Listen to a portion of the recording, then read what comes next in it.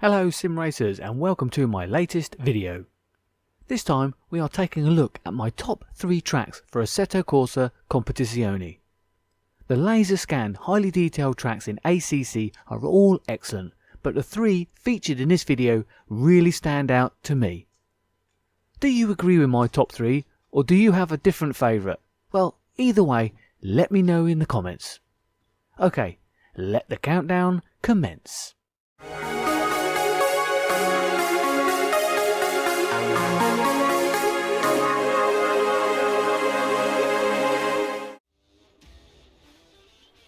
Kicking off my top 3 is the high-speed Monza circuit, which first opened in 1922, but has seen many changes since then, including the closing of the oval section, culminating into the layout we race on today.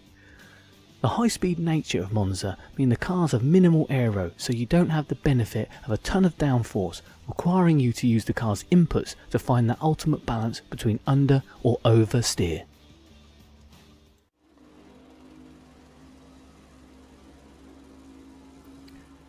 You start off along the incredibly wide start-finish straight and quickly find yourself barrelling into turns 1 and 2, the Rettifilo chicane, which is hands down the most tense time for any sim racer when you try to find that safe space at the beginning of any race.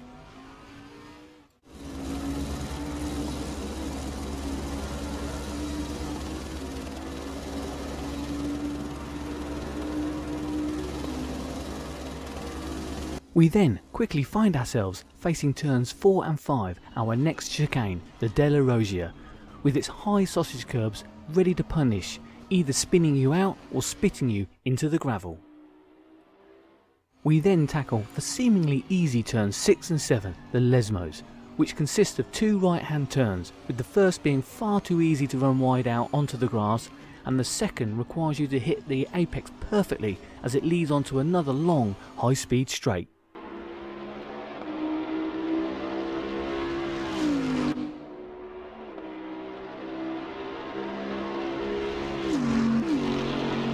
It's time to brace ourselves for turns 8, 9 and 10, the Ascari S's, a quick left, right, left that can ruin your lap, because if you enter this complex wrong, you compromise the rest of the corners, leaving you vulnerable along the straight that leads towards the final corner.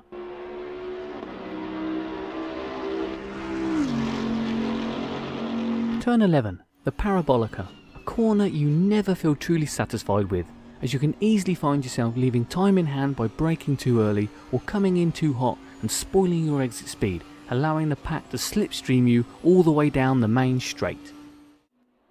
I really enjoy the challenge of trying to find the braking limit for the chicanes here, and it's why it's got a place in my top 3.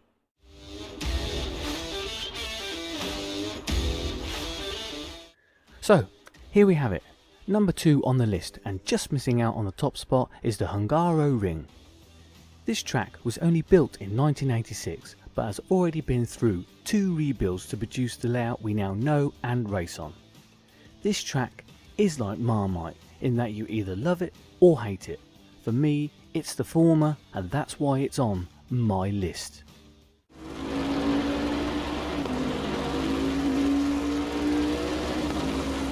This track only really has one straight, and that's the start-finish straight as you come past the pit complex, which leads you into turn 1, a very tricky right-hand turn that you need to nail the braking zone for, as it's a known overtaking opportunity.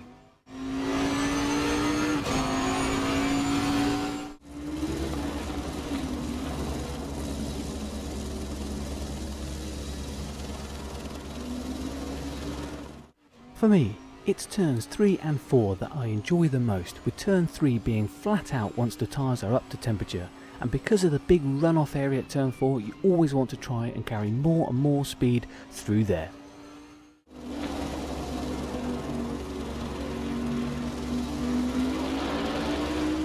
You then have the chicane to deal with, which consists of turn 6, the right-hander, requiring you to be slow in so that you get the right line, which then opens up turn 7 and you can get on the power early for a great exit.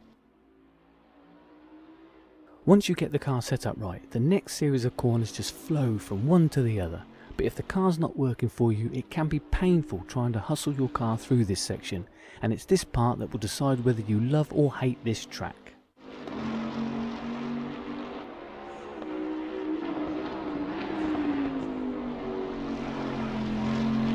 Then we come to the two last turns, 12 and 13, which for me are the hardest, as you must be patient during both or you'll induce understeer on exit and ruin any chance of a decent lap time, which then could leave you exposed all the way down the main straight and under threat as you get ready to start another lap. This was the first track I tried in VR along with racing in the wet, and was blown away by how amazing it was, and this is why it's remained a favourite of mine. And hitting the top spot of my top 3 list is my ultimate driver circuit, Mount Panorama, Bathurst. This track was first opened in 1938 and is classed as a street track, as outside of race weekends you can drive in and around the roads that make up this classic circuit. I know it just looks like 2 big straights with a wiggly bit at the top of a big hill, but this circuit can only be truly appreciated for the challenge it imposes for both car and driver when you get out on track and race it for yourself.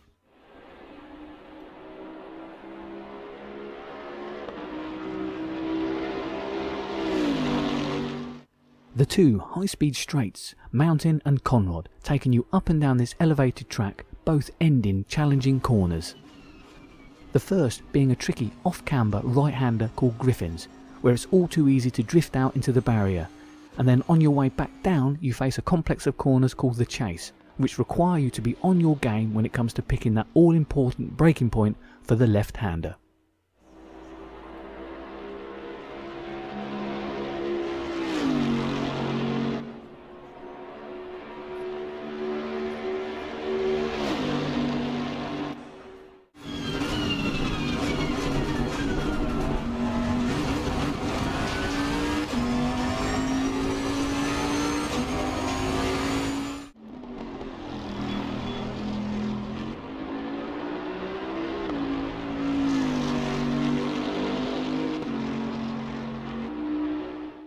You then have to deal with the barrier-lined mountain section, which includes corners such as the Castrol curves, where you try to find the quickest line through this double left-hander without touching the wall on your offside between the 2 apexes.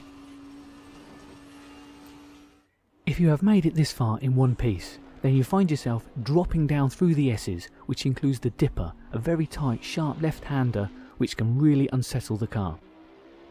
And, as if all that wasn't a big enough test of your mettle, you have to face Forest's Elbow, a left-hand turn where you have to maximise your exit speed as it leads out onto the Conrod Straight.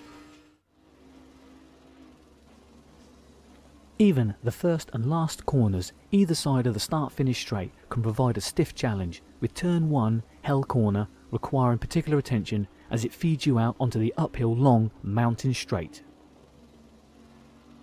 Racing here is one of the most intense feelings you will ever get in sim racing, and if you do it in VR then it's utterly glorious, and that's why it's my number 1.